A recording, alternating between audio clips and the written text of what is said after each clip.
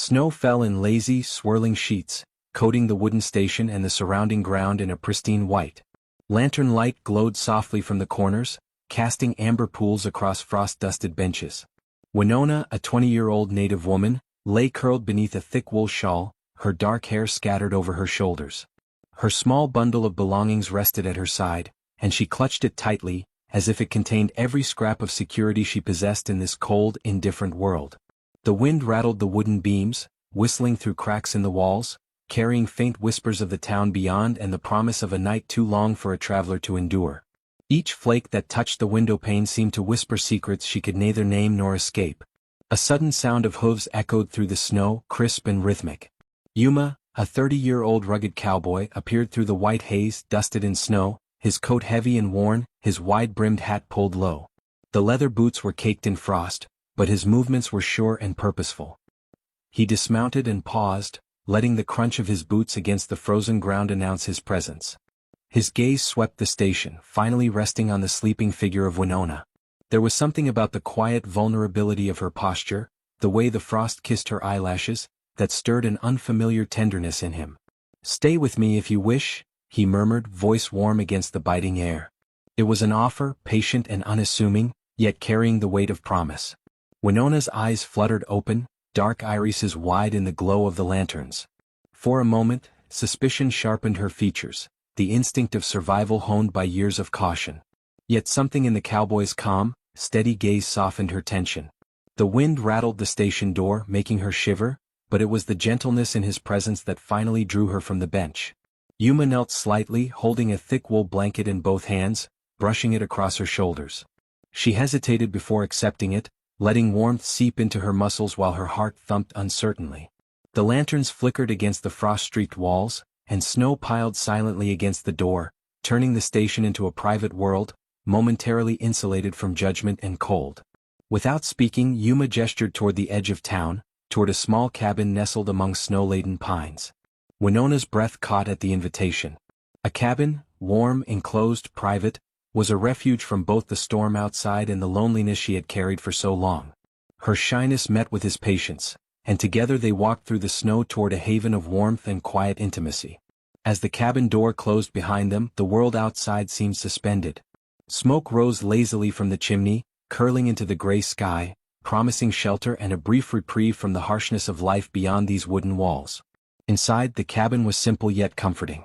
A fire glimmered in a small stove, flickering shadows across the wooden walls. Winona set her bundle aside and wrapped her shawl tighter around her shoulders. Yuma's eyes lingered on her for a moment, noticing the way her fingers twitched around the edge of the blanket, a small motion of nervous habit. He poured 2 mugs of tea, steam spiraling upward, curling between them in a quiet dance.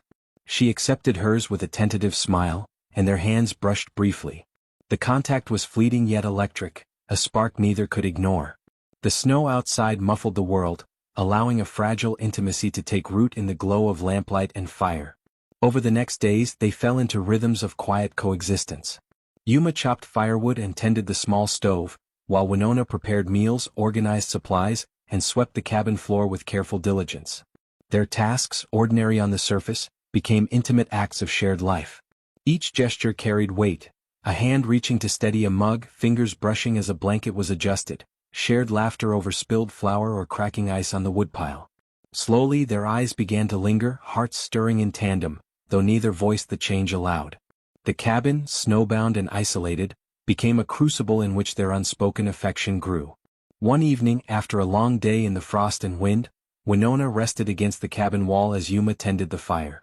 She laughed softly at a quiet joke, her laughter echoing across the small room like delicate chimes. Yuma, leaning forward, caught her gaze. Something in the glance passed between them, a recognition of hearts growing tethered. For the first time, both felt the unmistakable pull of love, quiet and persistent, like the slow burn of coals beneath the fire. Outside, snow swirled against the cabin windows, a gentle witness to the warmth that had begun to bloom inside. But the world beyond the cabin did not pause. The sheriff, stern and unyielding, had noticed Yuma's frequent trips to and from the station, and his interactions with Winona were not hidden from the town's watchful eyes.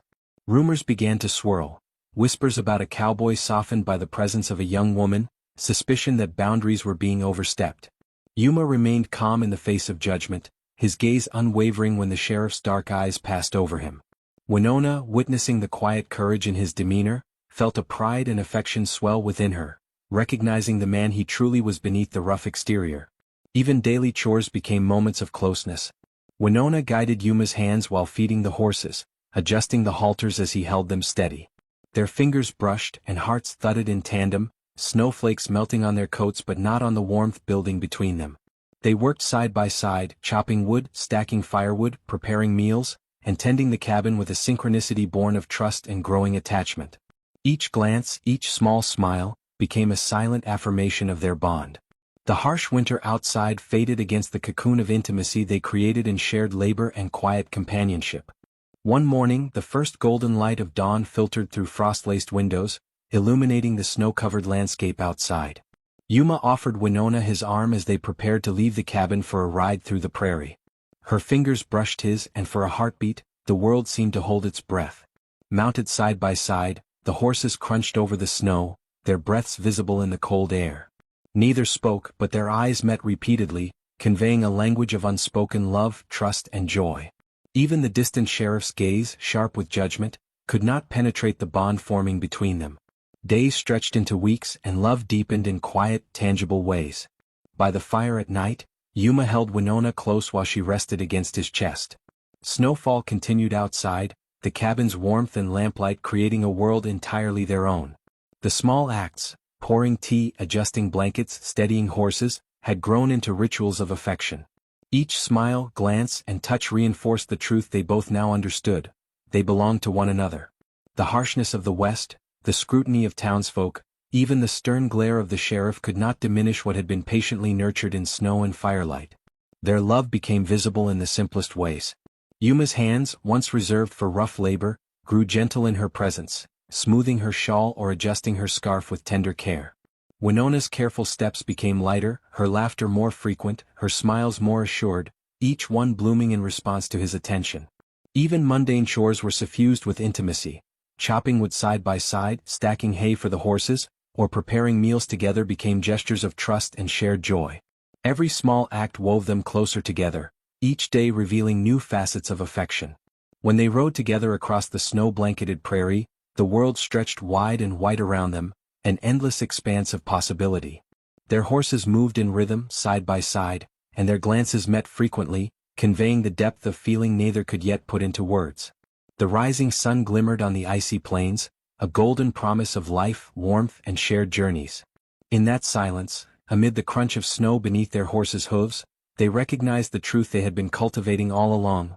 Love, patient and steadfast, had taken root. Evenings in the cabin continued to hold quiet joy. Sitting near the fire, wrapped in blankets, they shared subtle touches and knowing smiles, allowing the snowstorm outside to frame their sanctuary.